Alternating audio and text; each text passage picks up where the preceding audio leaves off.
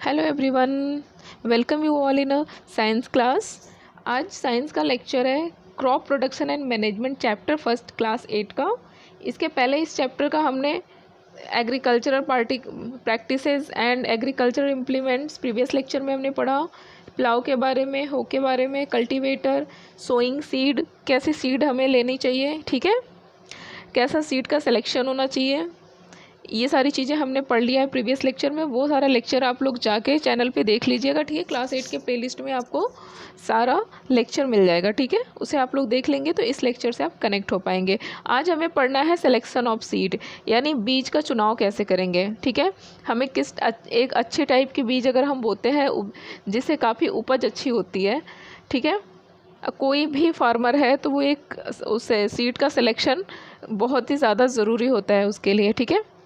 चलिए देखते हैं कैसे हम सिलेक्शन कर सकते हैं सीड्स का। सबसे सही सिलेक्शन करने का सबसे इजी वे है कि सीड्स को लो और एक बाउल में पानी डाल के या फिर किसी भी, ठीक है, बर्तन में आप पानी डाल के उसमें सीड को डाल दो।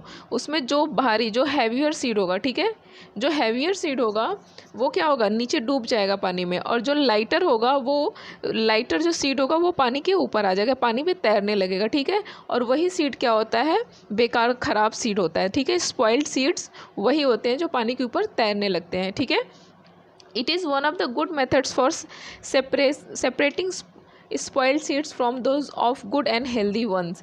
ये सबसे अच्छा, सबसे बेस्ट मेथड है ख़राब सीड्स, यानी जो बीज बेकार है, जिससे उपज अच्छी नहीं हो सकती उसमें, और जो अच्छी सीड्स हैं, ठीक है, जो हेल्दी सीड्स हैं, उसके बीच में डिफरेंस पता करने का, ठीक है, और सीड को सेलेक्ट करने का सबसे अच्छा मेथड है ये, ठीक है। It is also important to know about the tools used for sowing seed. और सीड्स को बोने के लिए हमें ये भी जानना ज़रूरी है कि हमें किस टाइप का टूल का यूज़ करना है, ठीक है।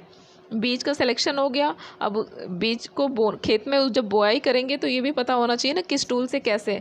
तो सबसे पहले आपका है ट्रेडिशनल टूल। पिक्चर देख लीजिए आप लोग, देखिए ये ट्रेडिशनल का मतलब पारंपरिक। जैसे पहले ट्रेडिशनल मेथड यूज़ होता था ना बैल में, और ये इसमें पुलाव लगा के ऐसे, इस टाइप से प्रीवियस लेक्चर में आप लोगों ने इसके बारे में पूरा पढ़ा है, ठीक है।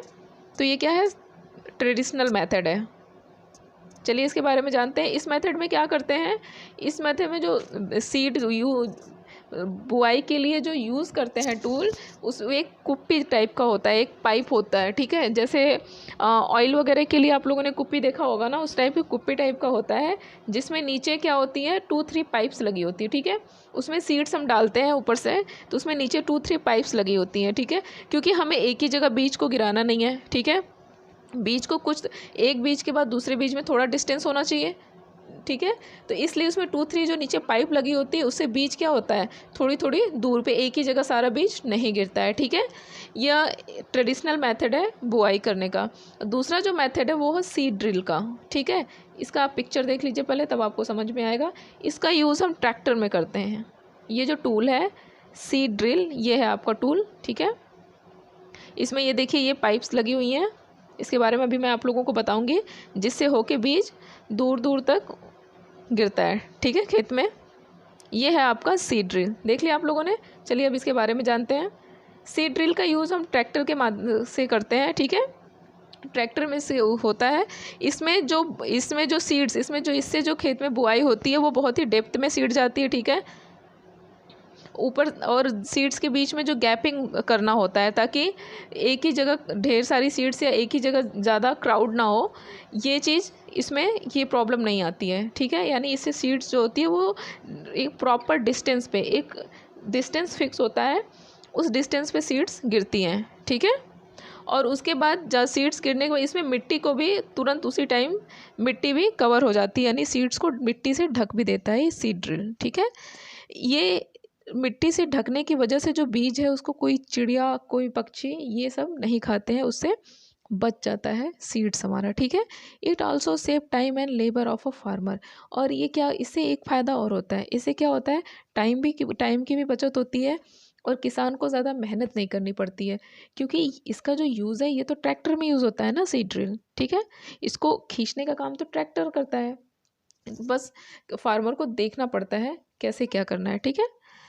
और इससे और क्या क्या फ़ायदा होता है आप लोग को मैंने बता दिया, एक प्रॉपर डिस्टेंस पे बीज गिरता है, ठीक है।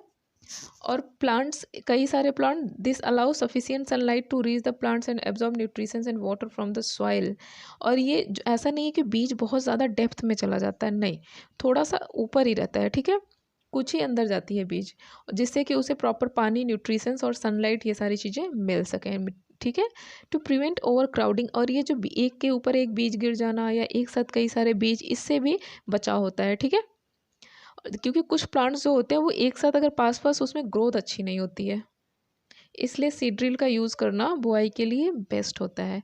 और ये तो ट्रेडिशनल मेथड है जो कि पहले यूज़ होता था, आज के टाइम में वैसे भी इसका यूज़ नहीं होता है, ठीक है फ्रेंड्स।